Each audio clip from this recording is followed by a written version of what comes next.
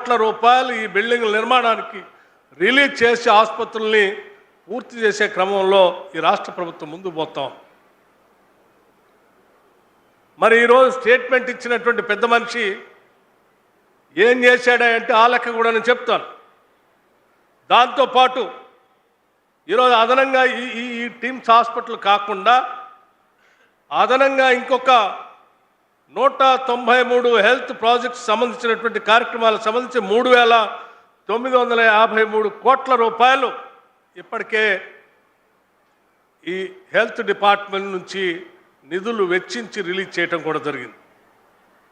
అలాగా ఈ పనులు చేయటానికి రాష్ట్ర ప్రభుత్వం ముఖ్యంగా ముఖ్యమంత్రి రేవంత్ రెడ్డి గారు అట్లాగే హెల్త్ మినిస్టర్ దామోదర్ రాజ నరసింహ గారు ప్రత్యేకంగా చొరవ తీసుకొని మనం వైద్యం మీద ప్రత్యేక దృష్టి పెట్టాలి, ఈ రాష్ట్రంలో ఉన్నటువంటి తెలంగాణ ప్రజల యొక్క ఆరోగ్యం పైన ఫోకస్గా పనిచేయాలనేటువంటి ఆలోచనతో నిధులు కొంత కొరత ఉన్నప్పటికి కూడా ప్రత్యేకంగా అక్టోబర్ నెల నుంచి జూలై వరకు యాక్సలరేటెడ్ పేమెంట్స్ కూడా చేయాలనేటువంటి ఆలోచనతో కేవలం అక్టోబర్ నుంచి జూలై వరకు 1,452 కోట్ల రూపాయలు ప్రత్యేకంగా ఈ భవనాలు కంప్లీట్ కావటానికి నిధులు కేటాయించాలని చెప్పి ఆ నిధులు రిలీజ్ చేయించినటువంటి వృత్తాంతం కూడా మీ దృష్టికి నేను తీసుకొని రాదలుచుకున్నాను.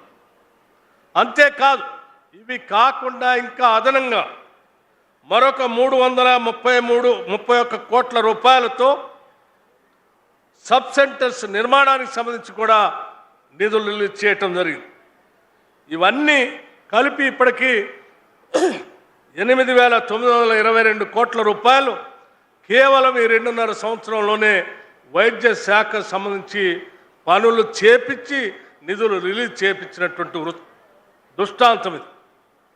మరి ఆ పెద్ద మనిషి వాళ్ళు ఇచ్చినటువంటి స్టేట్మెంట్ చూస్తే ఈరోజు మేము కట్టామని చెప్పినటువంటి పెద్ద మనిషి కేవలం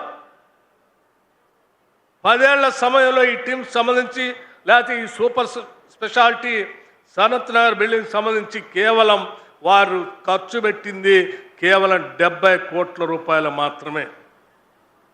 ఎక్కడ 8,000 కోట్ల పైబడి ఉన్నటువంటి 8,922 అంటే దాదాపు 9,000 కోట్ల రూపాయలు మేము ఈ ఆసుపత్రుల నిర్మాణాలకు సంబంధించిన నిధులు ఖర్చు పెట్టి ప్రత్యేకంగా సనత్ నగర్ సంబంధించినటువంటి ఈ హాస్పిటల్కి దాదాపు 1,126 కోట్ల సంబంధించినటువంటి ఈ బిల్డింగ్కి ఇప్పటికే మొత్తం 845 కోట్ల రూపాయలు ఈ ప్రభుత్వం ప్రజాప్రభుత్వం రిలీజ్ చేసి ఈ బిల్డింగ్ని ఈరోజు ప్రారంభోత్సవం చేస్తూ ఉంటే అందులో కేవలం 70 కోట్ల రూపాయలు మాత్రమే ఖర్చు పెట్టి మేము కట్టాము, ఇవాళ ముఖ్యమంత్రి గారు రేవంత్ రెడ్డి గారు పోయి ఇనాగరేషన్ చేస్తున్నాను. ఇది ఎక్కడ అన్యాయం అండి?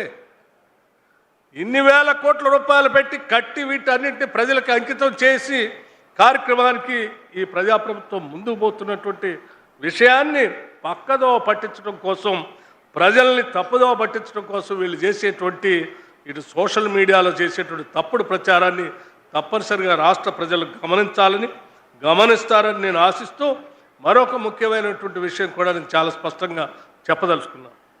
ఈ ప్రజలకి వైద్యం సంపూర్ణంగా అందాలి, ఎటువంటి భారం ఈ రాష్ట్ర ప్రజలపైన పడకూడదు, ఈ రాష్ట్రంలో ఉన్నటువంటి వనరులన్నీ కూడా రాష్ట్ర ప్రజలకే చెందాలి, దోపిడి గురి కాకూడదు, దానికి ఎన్ని వేల కోట్ల రూపాయలను ఖర్చు పెట్టాలనేటువంటి లక్ష్యంతో ఈ రాష్ట్ర ప్రభుత్వం పోతుంది. కాబట్టే దాదాపు 9,000 కోట్ల రూపాయలు కేవలం 2.5 సంవత్సరాలు ఖర్చు పెట్టగలిగాం. ఈ ఇన్ఫ్రాస్ట్రక్చర్కి మాత్రమే, కేవలం బిల్డింగుల నిర్మాణానికి మాత్రమే. ఇవి కాకుండా రాష్ట్రంలో ఉన్నటువంటి 1,15,00,000 కుటుంబాలు ఉంటే 1,06,00,000 కుటుంబాలకి సంవత్సరానికి వారి కుటుంబంలో వైద్యం చేయించుకోవటానికి 10 లక్షల రూపాయల వరకు రాజీవ్ ఆరోగ్యశ్రీ పథకాన్ని పూర్తిగా ఈ ప్రభుత్వం వచ్చిన తర్వాత సంపూర్ణంగా అమలు చేస్తూ ప్రతి నెల ఆరోగ్యశ్రీకి సంబంధించినటువంటి నిధులు 100 కోట్ల పైబడి ప్రతి నెల ఈ రాష్ట్ర ప్రభుత్వం రిలీజ్ చేస్తాం. ఇటు బిల్డింగ్ ఇన్ఫ్రాస్ట్రక్చర్, వైద్యం చేయించుకున్నటువంటి పేదవాళ్ళకి ఆరోగ్యశ్రీకి సంబంధించిన నిధులు, అట్లాగే ఈ ఆసుపత్రుల్లో కట్టినటువంటి వాటిలో కావలసిన సామాగ్రి కోసం వెచ్చించే నిధులు, వీటన్నిటిపైన ప్రత్యేక దృష్టి సారించి ముందుకు పోతా ఉన్నాం. కాబట్టి